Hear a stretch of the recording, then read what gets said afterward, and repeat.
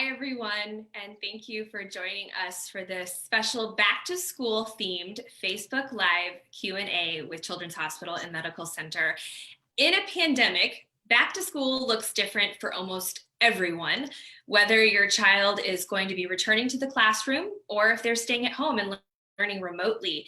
Chances are you have got some questions and maybe some concerns about how this is going to work for your family. So today I am joined by Dr. Sharon Stuhlman. Thank you for being here. Thank you. Dr. Stuhlman is a pediatric hospitalist here at Children's Hospital and Medical Center. She's also a mom, so you're in the thick of it, Yes. right? Yes. Watching. Yes. So we are going to be kind of covering the practical parenting side of this topic in this conversation. And if you have any questions for Dr. Stuhlman as we go, you can just put those in the comments below, and we'll do our best to get to those while we're broadcasting. So Dr. Stuhlman, I bet you've been getting a lot of questions at work, at home, out and about on this. As a doctor, as a mom, what is the number one piece of advice you are giving parents going into this back to school 2020 year? Well, and I think the advice that I'm giving myself, it's the same advice that I would give others, which is give ourselves a little grace that this is hard. What we're being asked to do, we've never been asked to do before.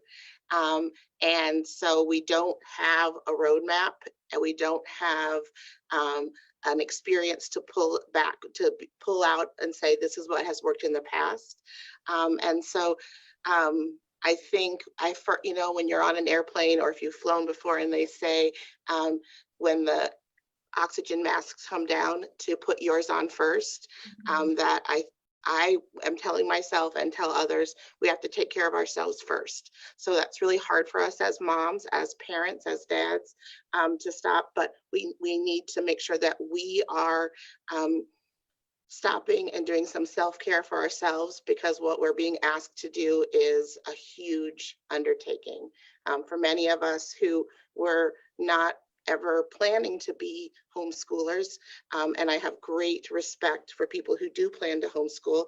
And, at some point earlier in my life, I thought, oh, maybe that would be something I would do. But I don't have that temperament or skill set. And so for many of us, we're having to do things that we haven't done before or aren't in our sort of wheelhouse as comfortable.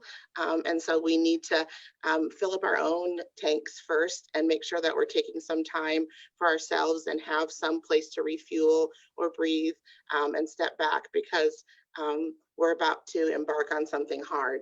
And the next thing that I keep telling myself is that I need to be flexible, because what we know today, and we have already seen this in the last week, is that the information is changing all of the time. And so what we're telling ourselves is be ready. And so I think it's kind of managing expectations. So this is our plan for today. And as soon as I have more information, we'll talk about what's the next plan for tomorrow. And sort of like that quick huddle in a sporting event where we have to get new information and then make a plan to go from there. But I'm having these same internal conversations with myself about, okay, we have some new information. We're going to stop for a minute and try to figure out how do we manage this? How do we do this? When we had the announcement last week, I thought, okay, well, there were some things that I don't think went great when we were homeschooling, and how could that be different this fall? What can I do differently to have a better experience for everyone? Mm-hmm. And you're talking about the OPS announcement that they would start remote, and of course they moved back school. So like you're saying, a lot of changes coming, parents and children's way. So how can parents prepare their children for the changes coming their way? And specifically, Jill had asked, what do you recommend parents say to older kids, so teenagers, about their fears of returning to in-school learning? She says, nowadays teens, on the internet, they can check out all kinds of media sources, information at their fingertips that might increase their fear, despite the parents saying, it's going to be okay, here's what's going to happen. Any advice for parents preparing kids, whether younger or these older teens? Well, and I think Jill's question is great because I'm myself am a mom of a teen, and maybe it's been a couple of weeks, but recently just stopped to ask my teen, are you scared? And so I think there's a lot of conversations going on about teens and what we as parents think teens want. We think teens want to get back to school. We think that they aren't afraid, they are hearing, that it's not as significant in children. And so I just stopped. And so I think it's reasonable to first ask, what are your concerns? What are you hearing? And start there with that. What have you heard about COVID in teens? What are your friends talking about? Are you afraid of going back to school? What are you afraid of? Are you afraid of the lunchtime? Are you afraid of getting behind? Because maybe their fear is more not anything to do with COVID, but how COVID has changed their schedule. Or maybe their fear is of COVID and how will I know if I have it? Or what are we going to do if I do have it? And so then once you have that information on what they're afraid of, if it is COVID, then you talk through, well, these are the things that we're going to screen for. So every day we're going to look at your temperature. I'm going to ask you about headaches, sore throat, stomach ache, body aches. And then if you have those, then we're going to go to the doctor and make sure that your heart rate's fine and that your blood pressure's fine, and we'll get information from there. But if it's about like it's affecting my schedule and I'm not sure if I'm going to have time, or I'm not very good at online learning and I get really distracted, then you work with that and you say, okay, well, is it the space that we have? Is it easy? Are you distractible? Do I need to help sort of manage what else is going on in the room? Because, if we're going to have technology on, then the phone might also be on. And so is it setting up an environment that's setting them up for success? Or working with their school counselor and saying, my child really struggles with this online learning. Is there a way for them to check in with a one-on-one teacher, a couple of times a week? So I think asking them, what is it? And that's the benefit of an older child, is they have some insight into what they're struggling with. And I love that she says they're just reading a lot of information, because I do see information on TikTok or Instagram where it's other teens giving teens information. And just like everything else, it's not always full of robust science. Yeah. And then maybe giving them a resource for where to go. So maybe whether it's children's or the CDC or the Douglas County dial, if they're saying, well, how are they making the decision? How am I going to know if we're going back in person? And showing them where the dial is on Douglas County and what those numbers mean. And for younger kids, do you same approach, intentional communication? It's intentional, but it's different, right? Because younger kids, and I mean, this is what we realize as parents, younger kids thrive on routine. And so what this pandemic has brought to us is a lack of routine. And so what a lot of us are craving in the back to school is getting back to routine. Like, we deal with summer and we like that kind of carefree, but really what's comfortable is a bedtime and a morning and start and finish. And so what I think for younger kids is creating that same structure, even if it isn't a return to classroom. So still having a bedtime, still having a breakfast time, still having a set sort of expectations of what will happen. And that's some of the things that I didn't do great in that last quarter where we were at home, is we were a little too fluid in saying, today I'd like to accomplish these things, which is a little bit more adult approach to things, where I make just a generic test checklist versus more of a concrete stage in development where you say, at this time is when we have lunch, and at this time is when we are going to be able to have time for silent reading, and this is the time we're going to have for some sort of crafty activity. Versus I'll make sure we get a craft in today. But for younger kids, it is also managing that that lack of schedule is a possibility. And so it may be saying at the beginning of every day, we're going to talk about the plan for today. And at the end of every day, we're going to make some general plans for tomorrow. And when we wake up, we'll see if they're still the same plans. but sort of starting with smaller time frames instead of saying for this year or for this quarter, but we'll maybe say for this day or for this week, this is our plan for this week. And this is, grandma's going to come here this time, or you're going to go to this aftercare program for these couple of days. But it is harder because they're more concrete and they need more discrete, solid boundaries. Whereas teenagers will accept a little bit like this, it's not quite sure. They're a little bit more comfortable in that gray zone. Mm-hmm. Going back to school, I think of past years, we typically are talking about the importance of routines and handling anxiety anyway. But now, what wisdom do you have for parents just to support their child's mental health throughout this school year and keep checking in and making sure they're okay? Because this is really hard, especially. Yeah. I like that word, checking in, Sarah. And, we hear all the time as parents, we need to have this sit down dinner and we need to have dinners together. And maybe some of the silver lining in the pandemic is we've had less activities to go to, and so more time to sit down. And it may not be dinner. It may be that you sit down on the couch, at 10 o'clock, or it may be that you are outside and take a walk. But I think it's important every day to check in and to say, so how are you today? Like how are things going? Some of the other questions to ask are being like, what's been something unexpected about this change with the pandemic that you like? And what is something unexpected that you don't like? And so having some of those directed questions, it's hard. When we have those questions at our house, there's a lot of silence about what do you like about the pandemic, and not so much like, but what are the things that have turned out to be better than you expected. So that I think is important to check in and to be put that kind of on your schedule, just like we're going to now have to put on our schedule that we're checking our temperatures and that we're doing a symptom checker. We should also be doing sort of a mental wellness checker. And sleep is going to be huge. So we know that anxiety is worse when we're sleep deprived, and it's sort of that terrible circle of, if I was less anxious, I'd sleep better. If I slept better, I'd be less anxious. Right. And so this is that transition time in the summer that we all have a hard time with, where the sun is still up, but people should really be winding down. And so the brain needs lots of cues to know it's bedtime. One of the cues that it uses is, of course, natural sunlight. And one of the things that we have done to really disrupt our good sleep is blue light or screen time.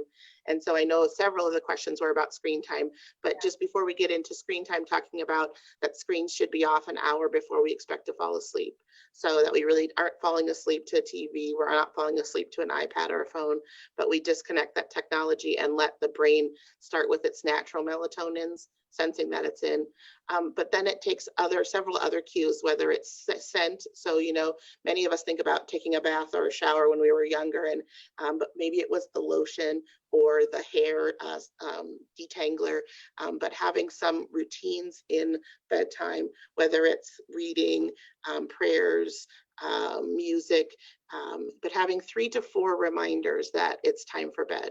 So we've shut the electronics off, we've changed the location, we maybe have a similar bedtime lotion or a routine and a similar bedtime music, and really letting your body get into that rhythm. People are always, my husband is always complaining he has a hard time falling asleep, but that blue light really is tricking your brain to say it's still time to be awake. I'm really glad you brought that up, the importance of sleep, because there's so much going on. Sometimes we miss those back to basics things. So the time is now to get the sleep routine better going. Yes. And creep on it a little. So if you've been letting them stay up till 10, you might creep on it and do 9:45, 9:30, and then a couple times later, bring it back by 30 minutes. And keep bringing it back. But then if we get to the screen time thing, Sarah, it is a struggle. And as a pediatrician, there are a couple of reasons why we worry about screen time. One is for the blue light and the eye and the retina, but the other is just in our neurodevelopment and our social development as humans and our ability to have interactive discussions. Yeah. And so this pandemic, we're using a lot of technology for interactions. And so in that sense, that screen time is not as one-sided as watching a video or watching YouTube or watching a movie. It is more interactive, but it still has that blue light. It still has that concern. And so I think it's important that we're going to have to, like, mitigate is fancy, but balance the need to maintain education in a safe way with screen time. So we're going to have to give up some of our desire to limit screen time in order to manage educational needs. And so while we would say 2 hours, we're probably going to push that to 4 hours to get that educational needs in. But then we're going to need to counter that with a lot of activity times. And so it will, again, when we started this, we said, fill your own cup up, because we're going to have more of a task as a parent to then say, I'm going to have to build activities that the school might often have built, whether it's, recess time or PE or music, that now is sort of been put onto our plate as the parent to find those non-screen activities for kids to do. And so question, she said from Instagram, should we worry that virtual learning will lead to a large increase in screen time? It says, like, yeah, it probably will. 100%. Do your best to balance it and get them outside. Yeah, 100%. And so then, normally as a parent who works, you might as a family have some downtime where you watch TV or your kids watch TV or watch the movie in the evening. And we might have to sacrifice that screen time because we're using it for education now, and say, okay, well, we're going to have music on, or somebody's going to be responsible for chapter reading, or we're going for a walk.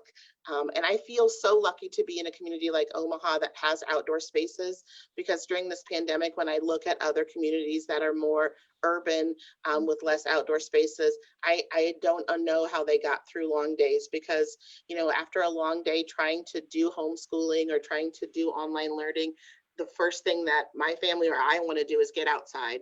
And even on a rainy day, we just want to get outside and do something. So I think it's trying to find those different activities and they don't have to cost money.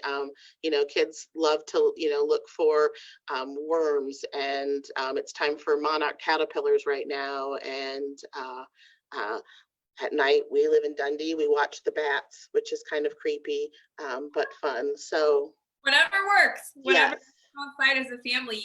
Earlier you'd mentioned routines, and one routine that's going to be a new one for everybody is doing this morning health screening. So, we're all supposed to do it as adults. We're supposed to do it with our kids.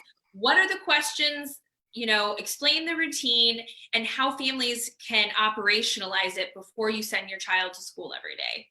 And I think that you're going to go through several iterations of this. I think you'll start with, this is our morning plan, and you'll see if that works. So it's sort of like, well, I started off and we put the backpacks here, and then they never got hung up, or there was stuff all over, so then we moved them here. I think you'll start with a plan that you think, this is how I incorporate into my morning, and then you see if it works. Mm-hmm. So I'm hopeful. I have a very small mudroom, but I'm hopeful that we can have sort of a, how you're like, do you have your mask? Do you have your lunchbox? And then as we're taking temperature, so you want that thermometer that you've practiced with. Yes, I think the schools are going to try to give everyone a thermometer, but it's about having one that you're comfortable with, that should be quick, and that if you have multiple kids, you can go for multiple kids quickly.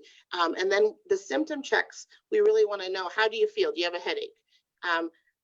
Strangely, a good percentage, 80% of adults, I don't know that we have the literature on kids, but adults lose their sense of smell. So it may be, do you smell my perfume? Can you smell the coffee? Something stinky might be a joke about, someone's stinky shoes. But having something that you can do a sniff check. And then, do you have any body aches? Does your tummy hurt?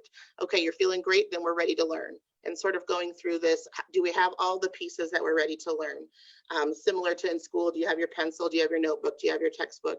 So do we have our masks? Do we take our temperature? Do we feel good? Are we ready to learn? What's the magic number on that thermometer? On that thermometer? We should not go to school. Yes. So This is I don't want to say controversial, but as a pediatrician, we consider a fever 100.4 degrees Fahrenheit. The problem that, or what most people are now using for the pandemic is 100, because 100 is clearly abnormal. And so then we're not getting into, well, at 8 o'clock, Chris was 100.1. So he wasn't 100.4.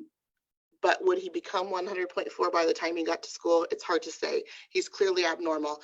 And so because the risk is higher in a pandemic, we're just drawing this sort of firm line, 100.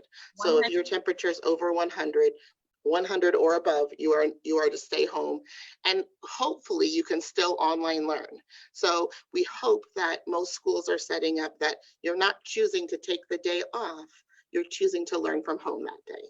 Right. And so this is very different. We are Midwesterners, and what I love about our sort of heritage as Midwesterners is our grit. We are hard workers. We work. We don't complain. And so what's different this year is we're asking you to stay home, even if you only feel mildly ill.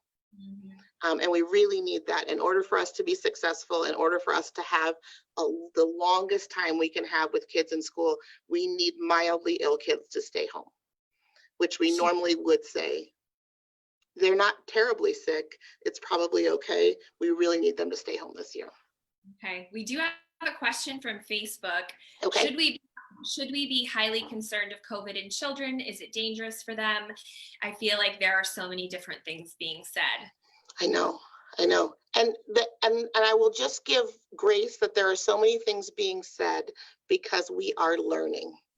Mm-hmm. And so, if I look back at my understanding of COVID on March 9th, when we declared it a pandemic, we had a paper from the Chinese about their experience in January and February.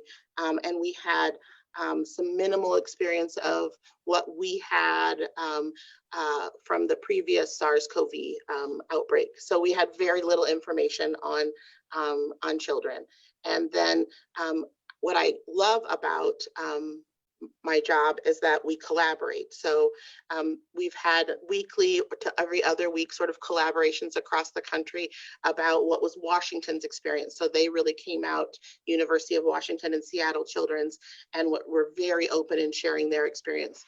And so the reason that there's disparity in what we're saying is because we're just gathering information. What I can say is that it is not, I don't love those terms where people say they're nearly bulletproof, because nearly is also the equivalent of not. And so we don't have a predictive model for which kids are going to get severely ill. And because every child is precious, and because we know that there are children dying, and we don't have a treatment, we have to sort of err on the extra caution. We even have medications for influenza. We have medications for strep. We have medications for even idiopathic diseases like Kawasaki, or we have surgeries for heart disease, but we have not evolved a treatment that is universally or wildly successful for coronavirus or COVID-19. And so the answer is yes, it can be a very dangerous disease in children, and no, we can't predict which children are going to be affected. So unlike adults, where people have said diabetes, hypertension, those are risk factors, we haven't really elicited those risk factors for children. We are seeing that our immune suppressed children, so our children who are on drugs that are controlling their immune system, they are more at risk, but there are plenty of previously healthy children who have an extreme reaction to the coronavirus infection that is either life-threatening or near life-threatening. And so that, as a pediatrician, as a mom, is the piece that holds us, makes us hold our breath. Mm. Another question, kind of piggybacking on that about flu, what will school look like come flu season? Are masks going to help prevent a bad flu season? I know she's like, I can't go in that. But everybody's, that's definitely 100%. This is a great question. And so I only put my head down because it's 100%. So I will say the masks, or not maybe even masks, we weren't really masking in the spring, but social distancing really did impact the end of our viral season. So I think it's a thought that masks could make this a mild flu season, because we're going to have all this hand sanitizer. We're going to be focusing on hand hygiene. We're going to be social distancing. We're going to be wearing masks. And so that's the hopeful person in me that says, yes. I think it's also going to be challenging, because every fever, we're going to have this question, and we're still working on our testing resources. I wish we had the influenza testing resources. We have pretty well. If we had those for COVID, it'd be awesome. So I think it's going to be a little challenging trying to, and then RSV last year came a little bit early. And so putting those all together, and then when they get together, they get strep throat. And so they get fevers and sore throat. So I think as a provider, it will be a little challenging teasing those out, but I am a bit hopeful that the masks may be helpful.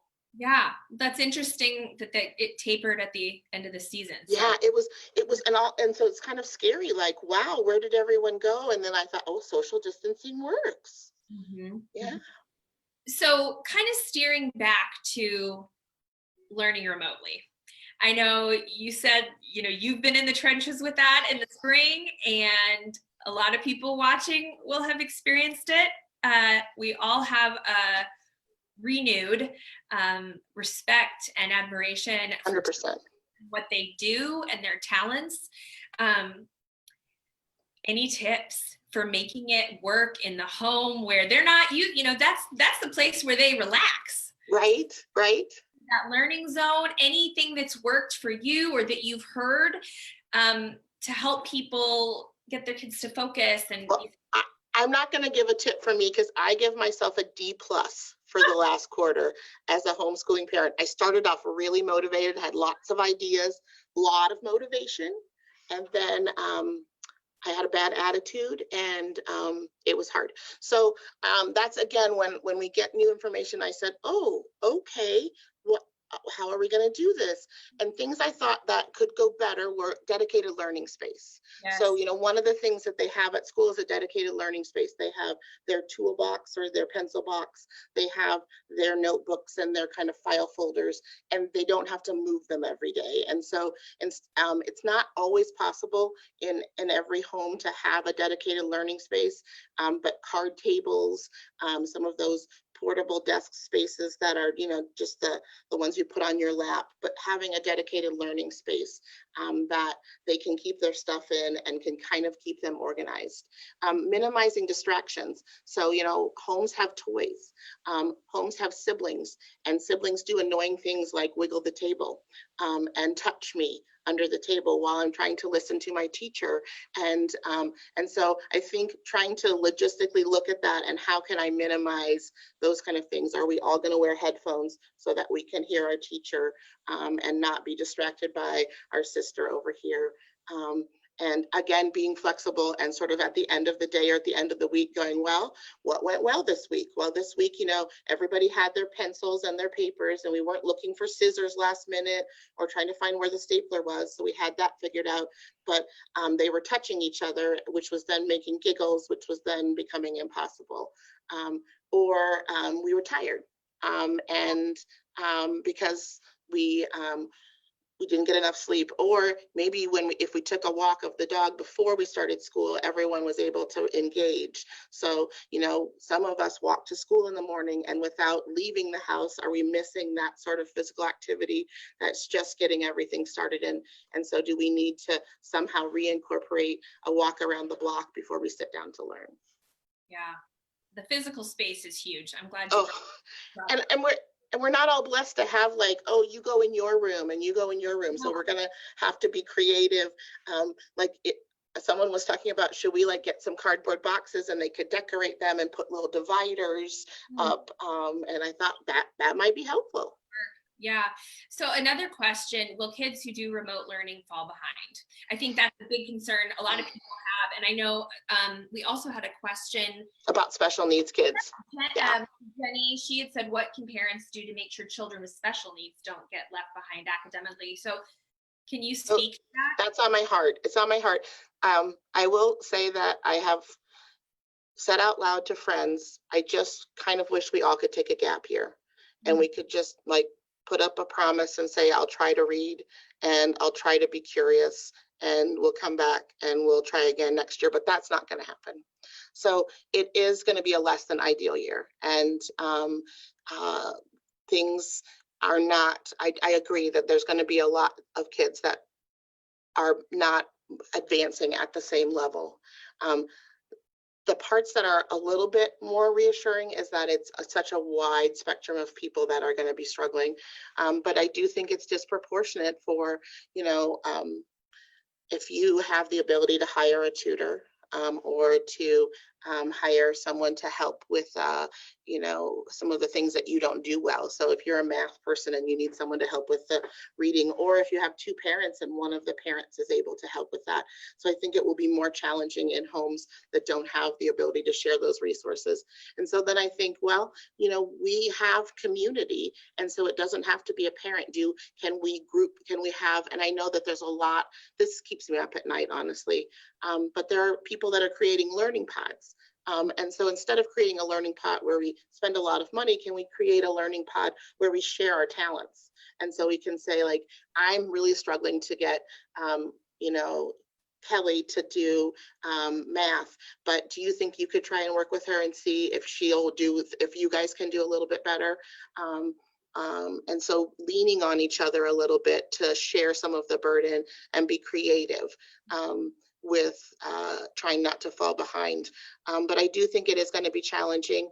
And I think, I like to look and say, well, what other generations have had years that were really challenging? So other generations have had wartime years or have had polio or have had significant interruptions in learning. And how do they come? I mean, we'll be changed for this. This generation will be defined by this. We have a couple more questions coming in for Facebook. Okay, so we'll stop. And on the special needs, I think it is reaching out to your school's coordinator and really being a mama bear or a papa bear advocate and saying, but I'm going to need some additional time because we need additional resources. So is there additional Zoom time? Is there additional resources that are available that I can tap into in the district? So I think it is just, continuing on your wonderful, I'm a mom of a child with special needs and I advocate, or a dad, excuse me. Yeah. So we've got a couple more coming in. So I will say with our time constraints, we'll try to answer briefly. Okay. The first one is, how would a special needs child be able to tell you if they don't feel good and weak if they can't talk? Right. So I will tell you that parents of special needs kids know their kids. Mm-hmm. So I learned that very early in my career, that if a parent of a special needs child tells you their kid isn't well, don't try to explain to them how they're wrong. Accept that. But that being said, one of the things we're seeing with COVID in children is gut inflammation, so stomach, intestine inflammation. So not tolerating their feeds if they're on tube feeds, not eating well or refusing to eat, which is unlike them, would be different. Irritability. So, where they're usually happy-go-lucky or generally interactive, if they are more withdrawn, biting, because if they're nonverbal, oftentimes they have other ways of communicating frustrations, biting and hitting. Those would be like, maybe I don't feel good today. And then the trend is that if you're going to be symptomatic, now we know that the problem with coronavirus is there is this pod of 20 to 30% of people that don't have symptoms. But if we're really going to be in that pod of people that have symptoms, they have temperature elevation. And so now for a child with special needs, depending on the severity of special needs, their baseline temperature may be different than another child. So that's the beauty of taking temperatures every day, is that you're going to have a trend. So if your child's temperature is always 95 and all of a sudden you're at 99, that's different. That's a 4-point difference for you, versus if you have a child who's at 98 and then they go to 100, that's absolutely different. So yes. Okay. Trust your gut. Yes. And the gut inflammation. Yes. Yeah. Yeah. So another question, and I know we've received this quite a bit, and it's a good one. Is it bad for children to wear masks for so long? That's the confusion on all these kids going back. They're wearing masks, so breathing in carbon dioxide. Is it bad for their health? Yeah, so I love that someone asked this. So, and I have my mask right here. So the mask, and this, I have this one, which is the surgical mask, and then in my bag I have a homemade cotton one. Carbon dioxide is a small molecule gas, so it freely flows across the mask. Oxygen also is a small particle gas, so it freely flows across the mask. So you'll see a lot of videos on Instagram and Facebook about oxygen levels being fine. They also have done CO2 carbon dioxide level monitors, and those don't go up with the masks on. So the mask is not trapping bad gas in there. What it is trapping is particles. And those bigger particles are the droplets, are the coronavirus in our spit. And so the wearing the mask for that is not brain damage. So we're not causing brain damage by wearing the masks. We're not causing confusion state. Now, there is discomfort. When I wear it all day, my ears don't feel great. If people that get neck strain. And so it's about finding, some people wear those headbands and different things. So it's about finding something that's comfortable. And then I think most of the schools are building in breaks. So they're building in some outdoor sort of get 6 feet away and take it off and take a break. But safety wise, that is not a concern to me as a pediatrician. Okay, and I should say there are some kids who cannot take off a mask. So that has been one of the concerns. And I did have 3 wonderful patients who'd come in who had autism, and you would think that they would have more trouble with the perception, the sensory perception, and their parents, because parents with special needs are just exceptional. Parents had found masks that they tolerated, that those children tolerated. And so, but making sure that their para is able to read their cues of agitation, and then if that's one of them and they need a break from the mask. Yeah. And that segues perfectly. The next question from Facebook was, can you talk about how to best to train a child to wear a mask, and what words to use to talk to a child about COVID, masks, and social distancing? I think what I've seen a lot is that the kids whose parents are wearing masks and are doing okay, the kids don't seem to be bothered by it, unless they have some sensory perception anxiety. And my now 16-year-old may have been one of those kids who had a sensory perception kind of issue. He's the kid who, if the sock had like a ridge on it, he wasn't going to wear it, or the jeans were like rough. So I get that there are some issues with that. But so the first thing I'll say is, if parent role modeling, they put on lipstick as little girls because they watch us put on lipstick. They mow the lawn because we mow the lawn.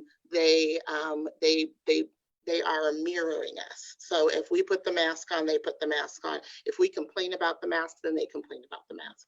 And so some of this, sort of the pandemic is hard. We do need to share with them, we do need to share that, yes, this is a hard day and it's a busy day, but there is some of it that we're going to have to just complain about with our complaining group, whether that's your mom group or your friend group, where you're like, whew, today. So there's that. I've heard some interesting things on, if you want screen time now before school starts, that you practice by wearing the mask while you have the screen time. So if you wanted some iPad time, that you put your mask on and wear the mask while you're doing iPad time now. Yeah. To get practiced. Another question from Facebook.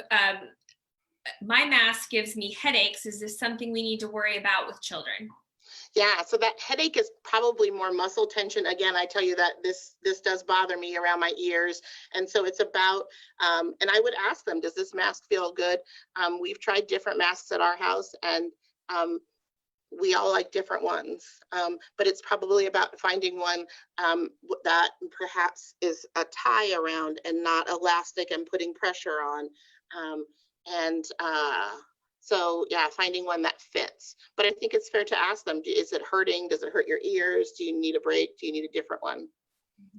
And having options. And wash them every day, right? Well, the washing part. So yes. So I'm that into the laundry. Yes. So the washing part, I'm trying to figure this out, because washing also degrades the cotton, and so may not make it last as long. So in my own practical world, I'm trying to figure this out for home. And I think we're going to do clips or some kind of a laundry line or hangers and have a Monday, Tuesday, Wednesday, Thursday, Friday, and then letting them air out, because some of the concern is if they're in like a bag that they're getting, bacteria and mold on them, children are not the cleanest. So I'm not going to say it's never going to happen, but I think hanging up, having natural light looking on it and some air circulating is good versus grabbing one out of the bottom of a school bag. And putting it on. So having some place, and the other thing that I'm a little bit worried about is I don't want to bring that mask into my kitchen. It's sort of like athletic equipment. I don't really want that on my counter. Yeah. I don't really want that mask on my counter. So that's one of the other practical things that I think it'd be good to look at in your house. Where are you going to keep your masks? And how are you going to keep them sort of hanging and clean? And then washing them at least once a week to get them fresh. So you've been very generous with your time and very honest in acknowledging how hard this is and giving some practical advice. Any last advice or encouragement for people who might be feeling some extra, I'm not going to say who are 100%, who are feeling overwhelmed. Yeah, who are feeling overwhelmed and maybe even a little guilty about the screen time or the decision they made when it feels like there's no good decisions. Yeah, and I am right there with you. I go, in fact, when Sarah reached out, I said, I'm on this like sort of roller coaster of up and downs where some days I feel like, yeah, I'm getting a plan, I'm getting this together. And then the next day I'm like, I know this is not going to work. And so I think that we have to just remember that we do hard things. We've done hard things in our lives. And just even all of these questions and the acts of asking these questions to me is a win, because we are trying to make the best out of a very difficult situation. And as a pediatrician, to me, that's a parent that's showing up and that's doing the hard work. And so I would give yourself some praise for the work that you're trying to do, and then just that grace that if it didn't work out, and the idea, I think it's Brené Brown talks about the gift of imperfect parenting, and that we share with our kids that we have struggles too, and that allows them not to be perfect. So in these struggles, we're also teaching our kids how to struggle and be successful. So that when we do have something that doesn't work out, we show them how we respond, which is that we get back up and we try again. And so using that, but leaning on each other too. And I've certainly enjoyed listening to this as a parent, and the feedback we're receiving on Facebook already. So much gratitude to you for sharing not only it's the sciencey information, which we need the facts there, but it's also this like real life, okay, now what?